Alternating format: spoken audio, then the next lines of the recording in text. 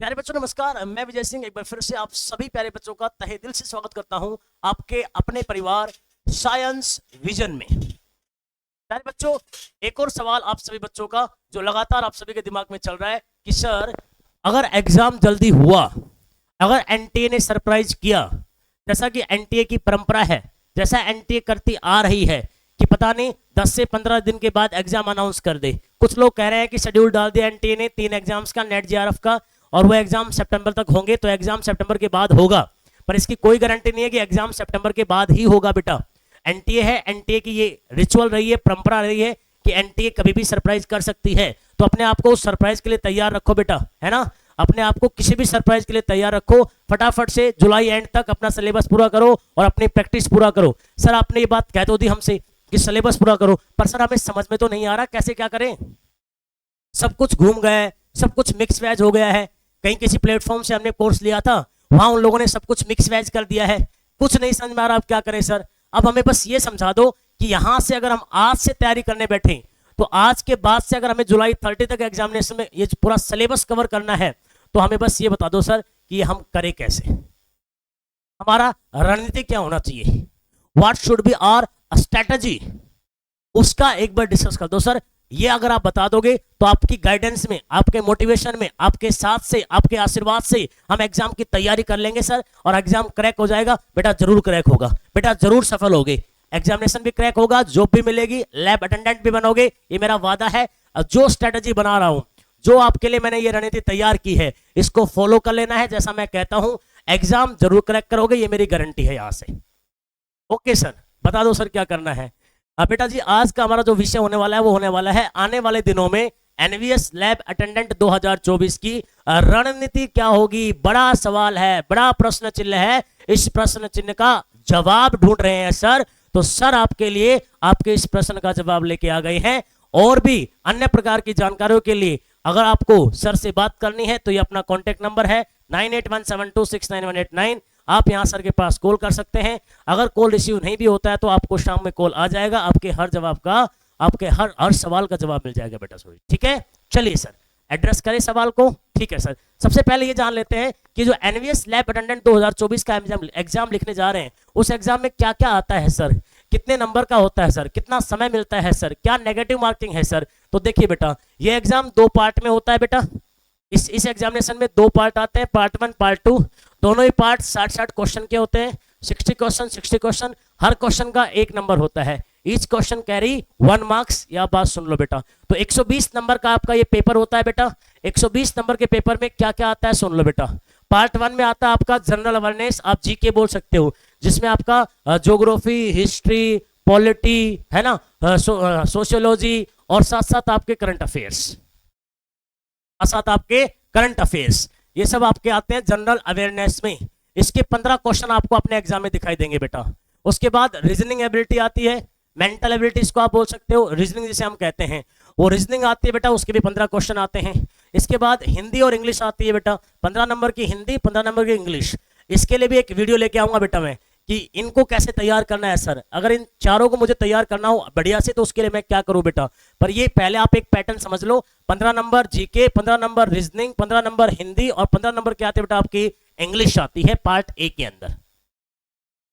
Part B आपका pure science का होता है, प्योर साइंस का होता है जिसको बोला गया है subject specific part.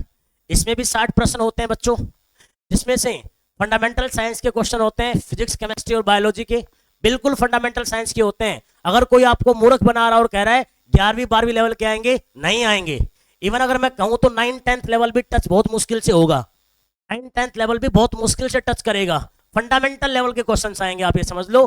Fundamental level, मूलभूत स्तर के प्रश्न आपको दिखाई देंगे बेटा, फिजिक्स, केमिस्ट्री और बायोलॉजी के तीनों के बेटा।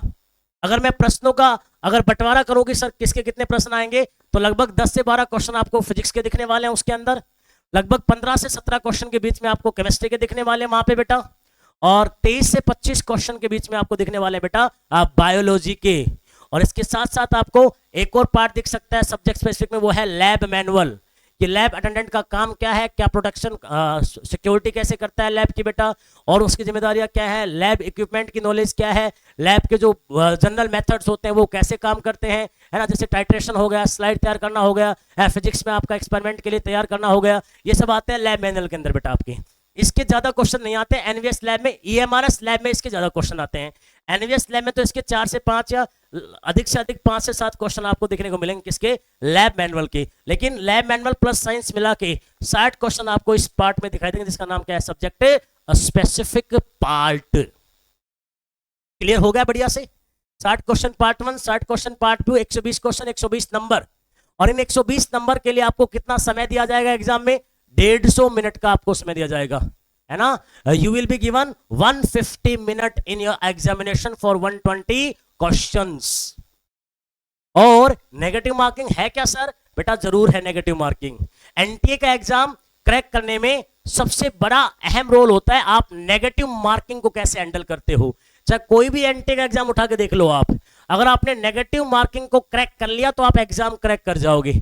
एनटी में कौन डुबोता है? Negative marking. चाहे नीट हो, चाहे आईआईटी जेई हो, चाहे आपका ये लैब अटेंडेंट हो, चाहे आपका बेटा चाहे नेट हो, चाहे आपका जीआरएफ हो, चाहे आपका, नेगेटिव मार्किंग जो क्रैक कर लेता है वो एग्जाम क्लियर कर जाता है बेटा।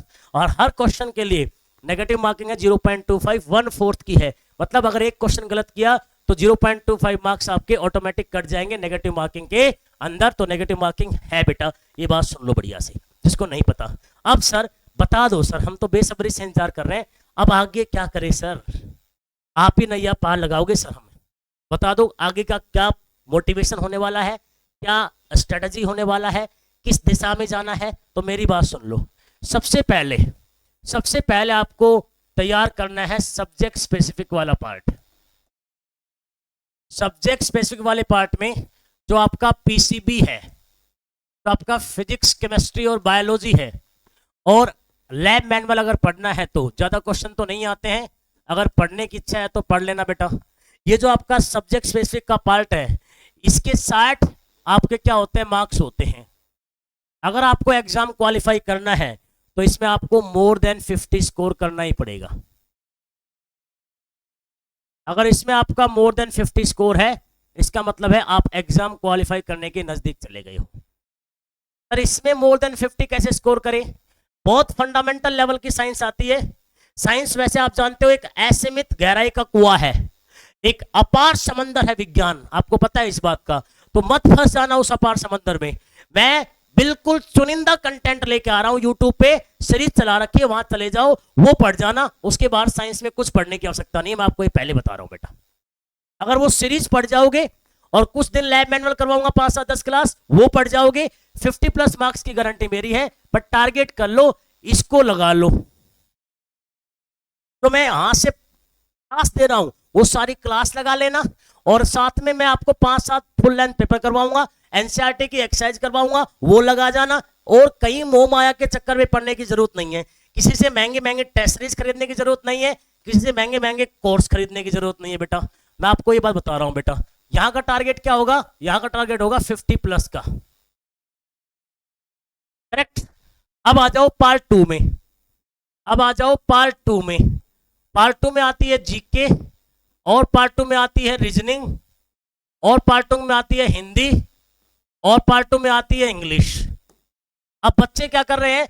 जीके के पीछे पड़े हुए हैं। बेटा आप सबसे गलत तुम यही कर रहे हो, जीके में अपना टाइम वेस्ट कर रहे हो।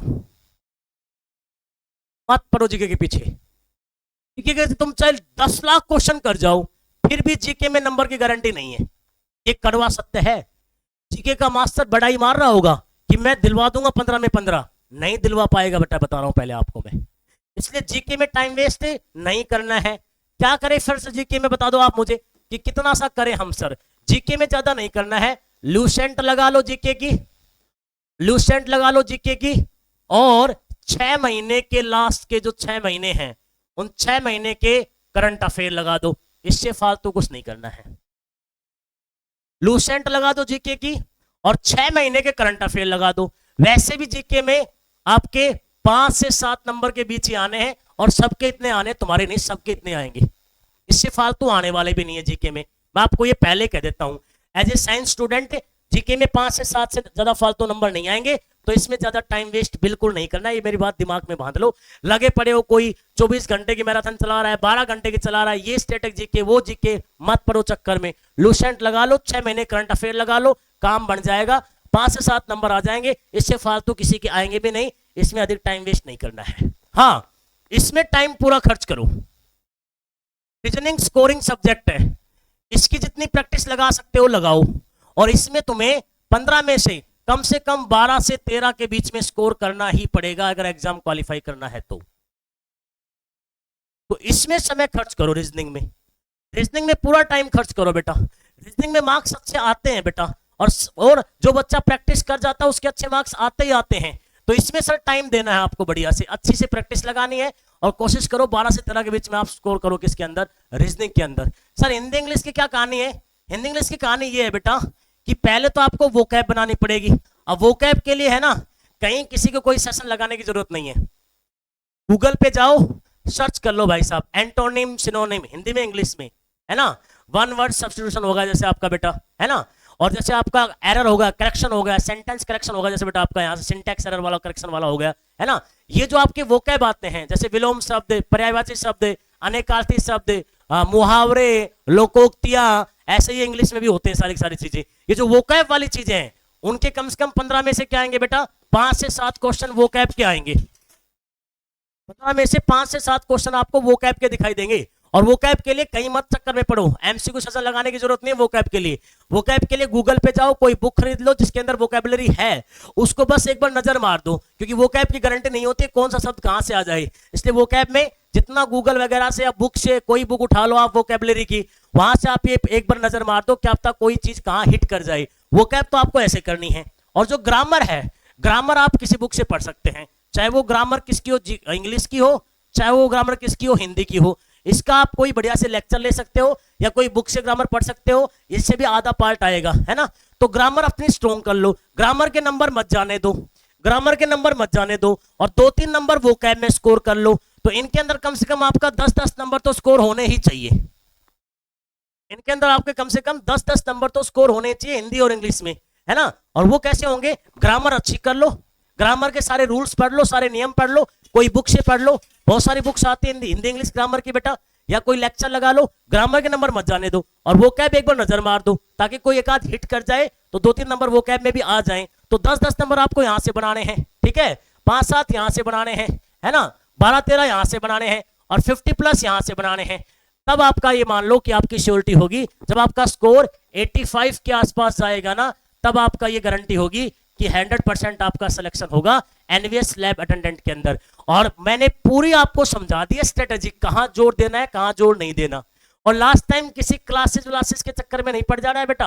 लास्ट टाइम उसी के पास जाना है जो शॉर्ट एंड स्वीट कंटेंट करवाता है, उसी के पास जाना है जो लिमिटेड कंटेंट करवाता है, उसी के पास जाना है जो बिल्कुल चीज एग्जैक्ट पॉइंट टू पॉइंट करवाता है ना। बाकी जो मैंने कहा है वैसे आप प्रैक्टिस कर लो, काम बन जाएगा बेटा। किस पे जोर देना है? सब्जेक्ट स्पेसिफिक पे जोर देना है, रीजनिंग पे जोर देना है, इसके ग्रामर के रूल सीखने पे जोर देना है। बाकी तो मोटी मोटी नजर मार दो बेटा, बाकी तो किस्मत के मार्क्स होते हैं, अगर टिक कर जाए तो आ जाए, टिक करे तो नहीं आए। मैं आपको एग्जैक्ट प्लानिंग मैंने आपको बता दी है। इस प्लानिंग के साथ काम करोगे तो काम बन जाएगा, कोई समस्या नहीं आएगी। अगर इस रणनीति को फॉलो कर लोगे, अगर इस स्ट्रेटजी को फॉलो कर लोगे तो एग्जाम क्रैक कर जाओगे। और बकायदा आने वाली वीडियोज में एक एक लेके आऊंगा इंडिविजुअल स्ट्रेटजी, कि भाई इसको कैसे कवर करें, जीके को क्या करें, कितना पढ़े कितना ना पढ़े, डिटेल में रीजनिंग कैसे करें, हिंदी कैसे करें, इंग्लिश कैसे करें, सब्जेक्ट टू सब्जेक्ट प्लान लेके आऊंगा आपके लिए। वो लेके आऊंगा जो प्रैक्टिकल ग्राउंड पे काम करते हैं, हाइपोथेटिकल नहीं लेके आऊंगा। या मेरे को मेरा अपना कोर्स नहीं बेचना है, या मुझे आपसे कोई पैसे नहीं कमाने हैं कि कोर्स बेचने के लिए बोल दूंगा ये कर दो वो कर दो बेटा। ना ना ना ना ना ना, फैक्चुअल बात लेके आऊंगा, प्रैक्टिकल ग्राउंड वाली बात लेके आऊंगा, धरातल वाली बात लेके आऊंगा, हाइपोथेटिकल बात बिल्कुल नहीं लेके आऊंगा। इसको फॉलो कर देना, सब्जेक्ट टू सब्जेक्ट बताऊंगा, उसको फॉलो कर देना। ये मान लो कि आपका सिलेक्शन पक्का है, श्योर 100% है बेटा, ठीक है। आई होप आपको ये पिक्चर समझ में आया होगा, जो मैंने आपको बताया है सब अच्छे से पल्ले पड़ा होगा, समझ में आया होगा। इसको फॉलो करना है, और सब्जेक्ट टू सब्जेक्ट भी लेके आऊंगा बेटा। और ऐसी अधिक जानकारियों के लिए चैनल को सब्सक्राइब कर लो, लगातार अपडेट के साथ चैनल आपके लिए कंटेंट लाता रहेगा। इसी तरीके से प्यार करते रहो।